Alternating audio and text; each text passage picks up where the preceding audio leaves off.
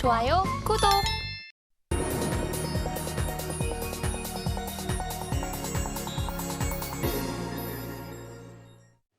수요일 아침 8시 반입니다. 매일 아침 8시 반 저희 서울경제TV에서 센티멘탈 대 펀더멘탈 매일 아침 두 종목씩 말씀을 드리고 있습니다. 오늘은 효성 첨단 소재를 센티멘탈로 그리고 우리 업체죠 FNF 펀더멘탈로 이렇게 두 종목 말씀을 드리겠습니다. 자, 효성 첨단 소재부터 먼저 들어가 보겠습니다. 차트를 보시면 어제 제가 효성 TNC 가져와서 이제 말씀을 드렸댔는데 오늘은 효성 첨단 소재입니다. 여기 타이어 코드도 하고 그다음에 최근에 탄소 섬유, 아라미드 섬유 이쪽 하면서 많이 각광을 받고 있죠. 최근에 증설도 있었고요. 주가가 이렇게 쉬고 있다가 약간씩 고개를 들려고 하고 있죠. 그래서 제 레이더에 걸렸습니다. 효성 그룹 중에서는 최근에 효성 중공업 상당히 인기가 좋았었죠. 그런데 이제 그 다음으로 이제 효성 TNC, 효성 첨단 소재 이렇게 제가 소개를 드리고 있습니다. 대신증권에서 나왔습니다. 대신증권에서 탄소 섬유가 퀀텀 점프를 하고 있다 이런 얘기예요. 2분기에 벌써 전분기 대비 매출이 70% 넘게 이렇게 올랐습니다. 매출이 오르는데 이렇게 인기가 좋으니까 어떻죠? 판매 수출 가격도 오르고 있습니다. 그래서 전체적으로 Q도 좋고 ASP, 이게 P도 좋다. 이래서 탄소 섬유 쪽에서 기대를 좀 많이 하고 있고요. 아라미드 섬유 쪽도 고부가 가치인데 이쪽도 계속적으로 좋아지고 있습니다. 그래서 이쪽의 시장 성장성이 좋다 이렇게 보는 거예요. 탄소 섬유 쪽은 앞으로 장기적으로 봤을 때도 한 7, 8%는 매년 성장할 거다 이렇게 보는 거고 아라미드 섬유 쪽도 10%를 넘어가는 연평균 성장률을 볼 거다 이런 생각을 하면서 주가는 이제 그걸 쳐다보고 있는 겁니다. 자, 3분기부터는 이제 타이어 쪽에서도 어느 정도 교체용 수요 이게 살아나지 않겠느냐 이런 생각을 하는 거예요. 근데 다른 데서는 조금 더 빠질 수도 있다는 얘기도 하는데 아무래도 이제 드라이빙 시즌이고 하다 보니까 조금 더 좋게 보려고 하는 이런 건 있습니다. 그래서 전체적으로 수요가 교체형이 안 좋은데 앞으로는 이제 평해질 거다. 점진적으로 개선될 거다 이렇게 좀 보고 싶어하는 대신증권입니다. 그래서 앞으로 탄소 섬유 계속적으로 늘어나는 가운데 생산 캐파도 이제 4월 달에 캐파 증설한 게 지금 다 풀로 돌아가고 있거든요. 그런데 앞으로도 탄소 섬유 수요에 발맞춰 가지고 더 생산 캐파가 늘어날 수 있다고 보면 지금의 할인 국면은 좀 더 벗어나지 않겠느냐 이런 생각을 대신증권을 하고 있습니다. IBK 투자증권 보겠습니다. 그래서 이쪽에서는 탄소 섬유가 시장이 계속적으로 좋을 건데 매년 17%씩 성장할 거다 이런 얘기까지 하고 있어요. 여기 주로 세 개를 제가 언급을 해드릴게요. 항공용 쪽 요새는 UAM도 있고 기존의 이제 에어버스나 보잉 이쪽에서도 큰 항공기들의 아무래도 기체를 가볍게 하려고 하다 보니까 탄소 섬유를 많이 쓰고 있습니다. UAM도 마찬가지죠.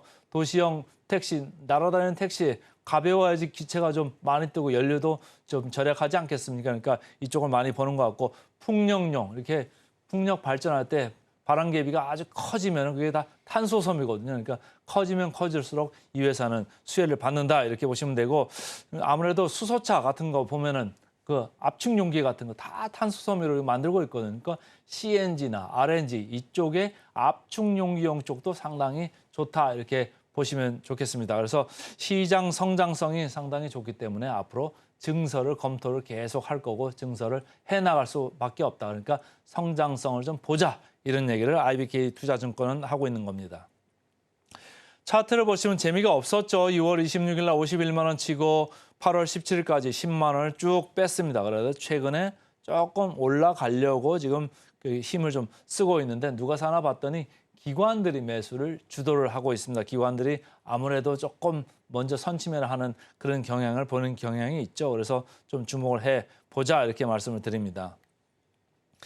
그 역사적 밸류 밴드를 보시면 전체적으로 높지 않습니다. 중하단 쪽에 와 있죠. 그러니까 기존의 실적이 2분기가 좀 생각보다 조금 덜 나오고 이런 거는 있습니다만 앞으로 성장성을 본다면 여기는 이제 하단 정도다. 그러니까 좀 좋게 바라보자 이렇게 생각하는 사람들이 점점점 늘어날 가능성이 있습니다.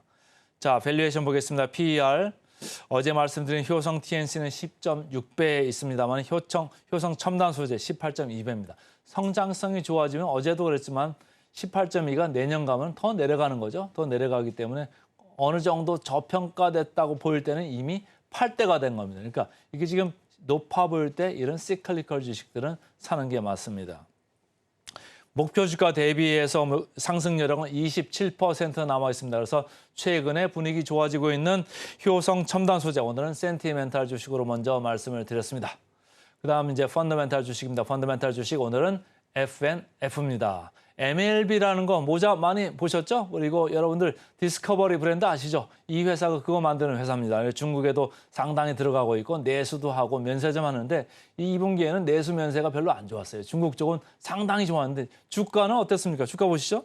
주가는 밀렸습니다. 이게 왜 밀렸을까요? 중국에 대한 시장의 눈높이가 너무 높았는데 실적 나온 거 보니까 생각보다 좀 덜 나왔습니다. 그러니까 눈높이가 너무 높았기 때문에 주가는 오히려 빠진 그런 케이스가 됐는데 어떻게 이렇게 주가가 빠지다 보니까 너무 많이 빠진 것 같습니다. 그래서 최근에 조금 바닥을 다지는 모습이 제 레이더에 걸렸다 이렇게 보시면 되겠습니다. 키움증권에서 나왔죠. 중국에 대한 기대 여전히 하고 있습니다. 2분기 얘기했고요. 기존의 브랜드가 중국에서도 계속 성장을 하는데 두 개의 브랜드가 새로 이제 들어간답니다. 새로 론치를 하면서 매장을 늘리면서 전체적으로 성장세가 중국에서부터 더 들어올 거다. 이렇게 이제 보는 거죠. 그리고 아까 말씀드렸듯이 밸류에이션 매력을 얘기하고 있습니다. PER로 봤을 때 중국 관련주 여러분들 10배 이하의 PER 중국 관련주 들어본 적 있으세요? 이 회사는 10배 이하입니다. 잠시 후에 보겠습니다. KB증권에서 나온 리포트죠. 브랜드를 다각하는 모멘텀이 앞으로 계속적으로 들어올 거다 이런 얘기를 하는 거예요. 중국에서 두 개의 신규 브랜드를 하반기에 이제 새로 론치를 합니다. 그러면은 언제? 24년도부터는 계속 이제 온기로 다 들어오겠죠. 그래서 본격적으로 24년도에는 매출이 들어올 거다 이렇게 보시면 되는 거고요. 테일러메이드 상장 가능성도 장기적으로 열어놓고 보자 이런 얘기를 하고 있습니다. 차트 보겠습니다. 차트가 아주 재미없었죠. 95,000원까지 7월 중하순에 쭉 찍고서 옆으로 지금 나란히 하고 있습니다. 옆으로 이렇게 기고 있죠. 근데 여기도 기관이 슬금슬금 지금 사 들어오고 있습니다. 왜 모으는 걸까요? 바닥이라고 생각하는 거고 아까 말씀드린 PER, 이 밸류에이션이 너무 좀 낮은 거 아니냐. 주가가 너무 많이 빠졌다 이런 생각을 하는 사람들이 늘어나는 것 같습니다. 자, 역사적 밸류 보시면요. 지금 하단에 이렇게 내려와 있죠. 상당히 쌉니다. 싼 국면에 와 있고요. PER로 보셨을 때 8.4배입니다. 10배 이하인 게 확인이 되고 있고요. 그래서 목표 주가 마지막으로 터치를 해드리면 목표 주가가 이렇게 내려와 가지고 크게 반응이 없어요. 그래서 목표 주가 보니까 64%입니다. 64% 사실은 조금 높아 보이죠. 애널리스트들이 목표 주가를 하향 조정을 지금 안 하고 버티고 있는 거. 왜 버티고 있을까요? 중국에 대해서 리레이팅을 오히려 기대를 했는데 조금 이 실적이 안 나왔다고 해서 뭐 지금 깎는 거는 조금 뭐하다라는 사람들이 여전히 남아있기 때문입니다. 그런데 어쨌든 목표 주가는 한번 꺾였죠. 그래서 꺾여서 목표 주가 대비 64% 이렇게 남기고 있습니다. 여기가 좀 줄어들 수 있는데 어쨌든 목표 주가 상승 여력은 많다. 그래서 오늘은 센티멘탈로 효성 첨단 소재, 펀더멘탈로 FNF 두 종목 말씀드렸습니다.